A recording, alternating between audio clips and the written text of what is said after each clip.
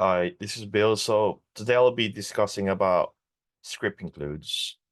And to be able to come here, you will need to navigate under the application navigator. And as you type in script includes, right, under system UI, then you'll be able to see this consent frame on the right. So what are script includes? So basically what it does, if you would like to go beyond out of the box no code capabilities of administering ServiceNow, that is where scripts include is going to come in. So basically, you will need JavaScript here, and on that JavaScript uh, coding, right? And this is where you will be able to apply customizations. And as you can see here, you will have a naming convention, right? What scope that it will be under to and a description, right? And it is basically using server-side code. So let us drill down. I'll just give you an overview how this works, but the detailed lesson about script includes, I'll be covering this over ServiceNow scripting fundamentals.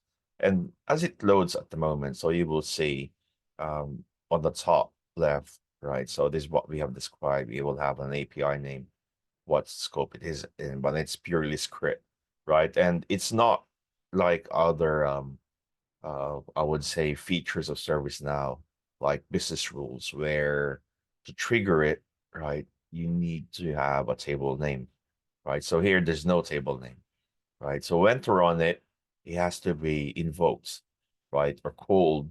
It could be coming from a client script, right? It could be coming from a business rule, or it could be coming from a UI policy and so on, right? Or from a button, right? So like a button right here at the top right, right? So when it is invoked, right, it will call this scripts or functions, right? So there is a prerequisite basically for you to start working on this. So if you have exhausted all of the out of the box features, that is when you're going to use script include, right? So it will not come out as the first option, but rather something as a second option, right?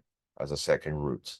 So so basically, as you think about it, right, and you know how to code JavaScript, and that is when you're going to use script include.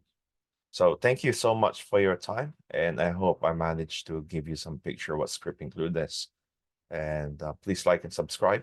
I'll see you in my next video.